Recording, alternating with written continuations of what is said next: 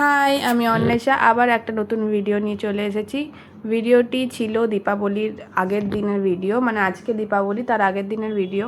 তো সোজা একটু ঘুম থেকে উঠে না দেরি করে ব্রেকফাস্ট করে মাংস ম্যারিনেট করতে বসে গেছিলাম, তারপর স্নান করে ডিরেক্ট চলে গেছিলাম রান্না করতে, কারণ মা বলেছিল তুই মাংসটা রান্না করবি। তো তার জন্য আমি একটু দেরি না করে তাড়াতাড়ি করে নিচ্ছিলাম, এখানে অনেক কাজ আছে। কারণ পরের দিন পুজো, আর পুজো মানে মাসির বাড়িতে কালী পুজো হয়, তো প্রচুর কাজ থাকে। তো তার জন্য মাংস রান্না করে একটু জল খেয়ে নিয়েছিলাম, মানে হাঁপিয়ে গেছিলাম। তারপর আমার ছোটো মাসির মেয়ে চলে এসেছিলো, প্রথমবার মনে হয় ওরা এলো কালী পুজোতে। তো তারপরে সোজা বিকেল হয়ে গেল, বিকেলে হয়ে আমরা দেখলাম ওপরে গেলাম, দেখতেই পাচ্ছ তোমরা উপরে সব চেয়ার পেতার পাতা হয়েছে, মন্দিরটা খুব সুন্দর। আর এখানে সব বাসনগুলো রাখাও হয়েছে, আর লাইট ফাইট লাগিয়েই দেওয়া হয়েছে। প্রত্যেক বছরই এই কালী পুজো করা হয়। আমি লাস্ট মনে হয় 2-3 বছর ধরে আছি, আর লাস্ট 2 বছর মানে এই বছরটা নিয়ে আমি উপোস করছি। তো এখনও মূর্তিটা আনা হয়নি, আর আগের বছর যে মূর্তিটা সেটা বাইরে রাখা হয়েছে, মানে ছাদে। আর ঠাকুর আনতে যাওয়া হবে রাত্রি 11টার সময়। তো এই যে টুনি বাল্বগুলো জ্বালিয়ে দেওয়া হয়েছে, খুব সুন্দর লাগছে, বেশ লাইটেই লাইট।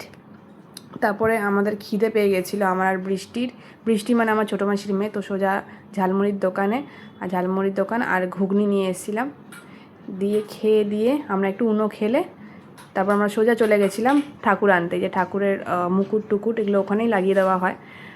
আর বাড়ির সামনেই ছোটোখাটো একটা প্যান্ডেল করেছিল, দেখো কি সুন্দর দেখতে লাগছে।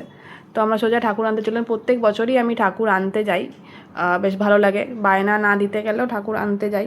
আসার সময় ভ্যানে করে বেশ ঠাকুর নিয়ে, যে ভ্যানে উঠছে ঠাকুরটা।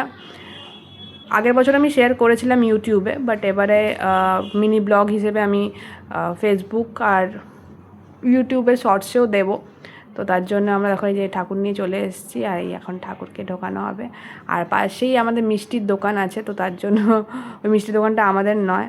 আর এই ঠাকুর এরকম করে বসিয়ে সব যেটুকু কাজ হয় সব হাতে হাত লাগিয়ে কাজ কমপ্লিট করে নেওয়া হয়। আর এই যে আমি গয়না পরানোর দায়িত্বে থাকি, সবাই মিলে।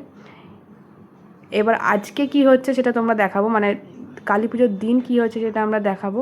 এই ব্লগটা আমি এখানেই শেষ করলাম, আবার নেক্সট দিনের ব্লগ নিয়ে আসছি। টাটা।